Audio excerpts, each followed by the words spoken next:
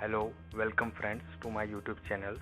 आज हम stock market के बेसिक के बारे में बात करेंगे। तो वो बेसिक सीखने से पहले हम बात करते हैं कि इन्वेस्टमेंट के बारे में। तो basically stock market is a investment है। किसी भी कंपनी में आप हिस्सेदारी चाहते हो तो वो एक इन्वेस्टमेंट होता है, is known as stock market.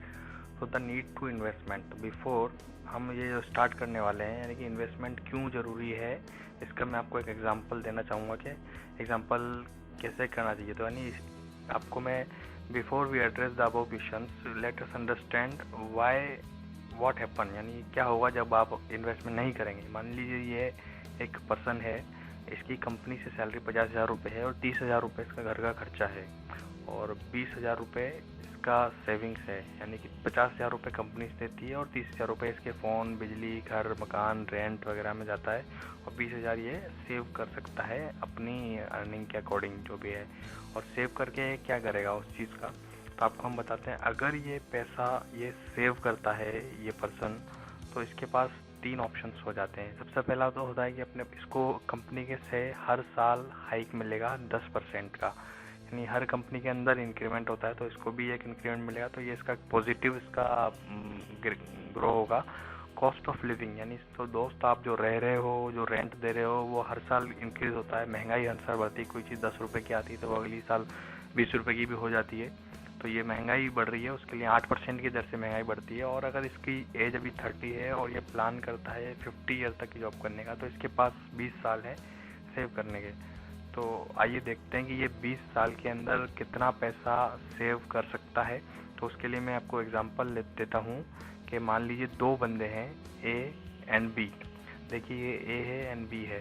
तो आप देखिए इसका फर्स्ट ईयर का जो इनकम है 6 लाख रुपए, यानी 50,000 रुपये मंथली अगर सैलरी होती है तो उसका ईयरली आप हिसाब लगाते हो तो 6 लाख रुपए होता है। और उसके अंदर से 30,000 मंथली आप खर्च करते हो तो वो 3,60,000 होता है। और 20,000 रुपये मंथली बचाते हो तो 2,40,000 रुपये होता है, जैसे आप फर्स्ट सीरियल में देख रहे हैं रो के अंदर।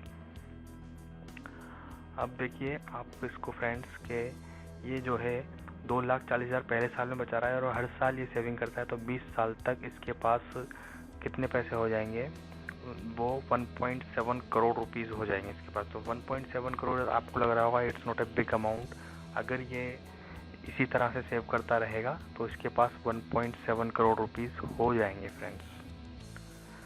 लेकिन हम दूसरा केस लेते हैं कि दूसरे बंदे के लिए, अगर दूसरा बंदा ये रुपये जो है जो कमा रहा है सेम टू सेम अर्निंग कमा रहा है और ये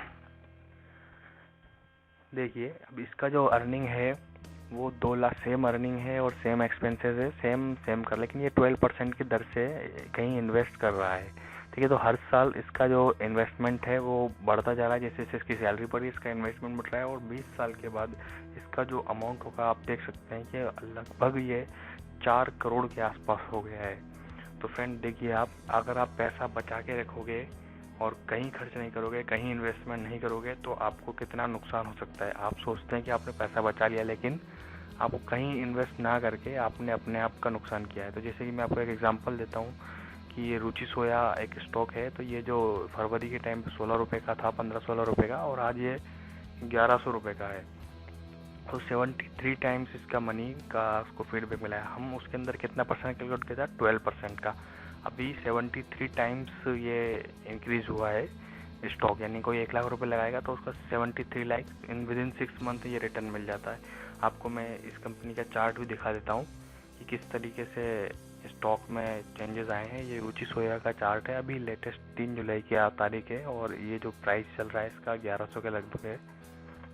और आप देखेंगे कि 1 साल का इसका जो रिटर्न है 147% है, यानी कि मैंने जो कैलकुलेट किया है वो 12% कैलकुलेट किया था। अभी ये 87% की 147 का रिटर्न दिया इसने। तो हम जैसे वोडाफोन आइडिया के बारे में बात करेंगे तो ये वोडाफोन आइडिया का 1 मंथ का रिटर्न है अप्रोक्सीमेट आपका 30% के अबव है। तो यानी कि ये 1 मंथ रिटर्न है। मैं आपको 1 ईयर रिटर्न बता रहा था 12% के हिसाब से जो कैलकुलेट किया गया है। ये रिलायंस इंडस्ट्री का शेयर है जिसमें जियो का शेयर आता है। तो अभी इसमें इन्वेस्टमेंट जो मिली है फेसबुक से भी मिली है और काफ़ी कंपनी से मिली है।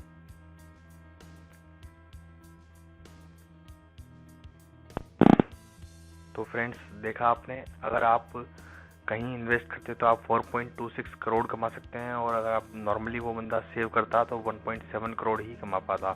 तो this is a stagnation of 2.4 time, यानी कि अभी आपका अमाउंट जो है 2.4 टाइम्स इंक्रीज हो गया है। रिटायरमेंट के बाद आराम से अपनी ऐश की ज़िंदगी गुजार सकते हो अगर आप कहीं अच्छी जगह इन्वेस्ट करते हो तो बेसिकली अगर नहीं करते हो तो आपको क्या होगा कि आपको इन्फ्लेशन से फाइट करना पड़ेगा, यानी कि जो महंगाई है वो आपकी बार बार बढ़ती जा रही है, वेल्थ आपकी कम हो रही है।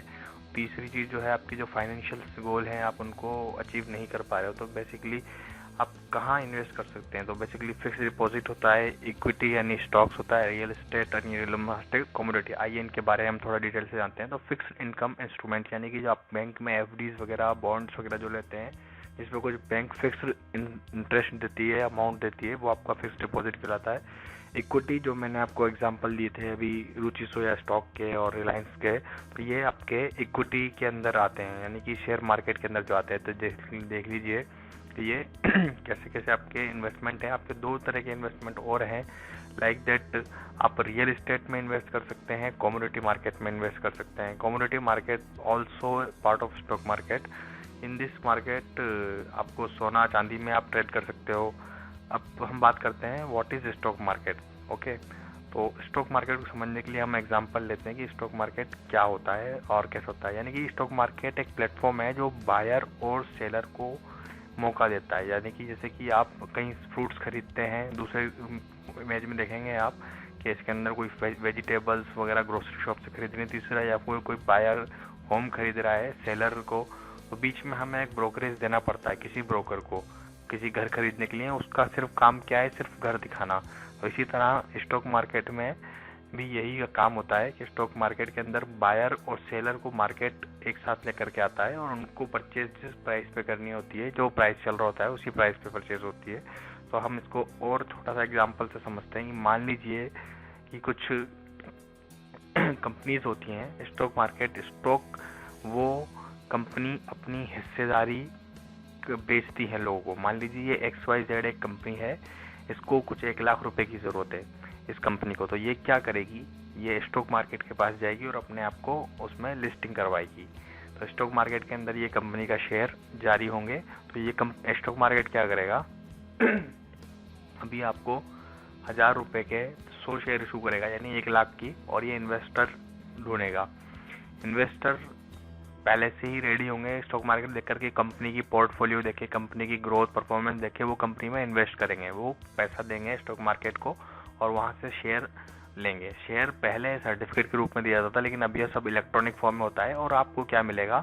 शेयर धारकों को कंपनी में 20% हिस्से मिलेगी, यानी कि 5 शेयर होल्डर हैं तो उसके अंदर 100 शेयर हो गए, तो सब डिवाइड हो जाएगा उसके अंदर। यानी कि कंपनी में जो भी प्रॉफिट होगा उसका कुछ परसेंटेज उसके शेयर धारकों को भी मिलेगा। तो वो कंपनी उसको डिविडेंड के रूप में रिलीज करती है साल के एंड में जब, या फिर कंपनी उस पैसे को कहीं और भी लगा सकती है।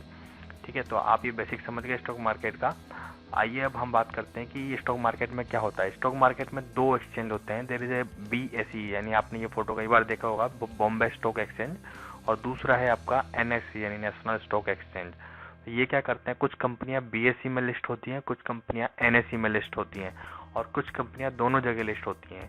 तो यहाँ से पूरा स्टॉक मार्केट रन करता है आपका। लेकिन इन दोनों को जो कंट्रोल करता है वो गवर्नमेंट आपका SEBI कंट्रोल करता है, central exchange board of security board of India.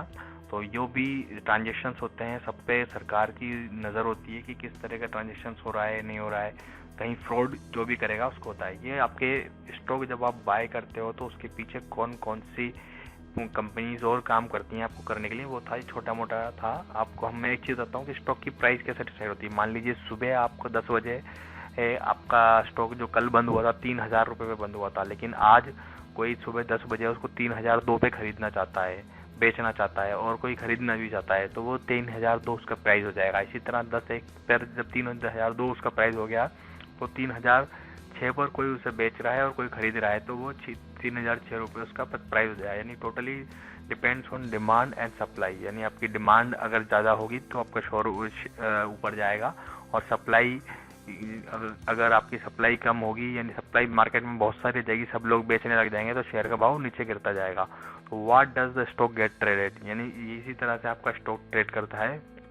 और स्टॉक ट्रेड करने के बाद आपके पास कोई सर्टिफिकेट नहीं आता है, ये सिर्फ आपके डीमेट अकाउंट में इलेक्ट्रॉनिक फॉर्म में चला जाता है। ठीक है, तो अब हम आपको बात करते हैं कि इंडेक्स क्या होते हैं। इंडेक्स मैंने आपको बताया कि बीएसई के अंदर कुछ कंपनी लिस्ट होती हैं और इसी तरह एनएसई के अंदर कुछ कंपनियां लिस्ट होती हैं। तो बीएसई की कुछ टॉप कंपनीज, परफॉर्मेंस कंपनियों को मिला करके उनका परफॉर्मेंस का एवरेज जो निकाला जाता है वो सेंसेक्स कहलाता है। इसी तरह और इसी तरह से एनएसई के अंदर निफ्टी 50 का सेंसेक्स आपने कई बार सुना होगा कि कुछ 50 कंपनीज को लेकर के जो बनाया जाता है उसे निफ्टी 50 का सेंसेक्स कहते हैं।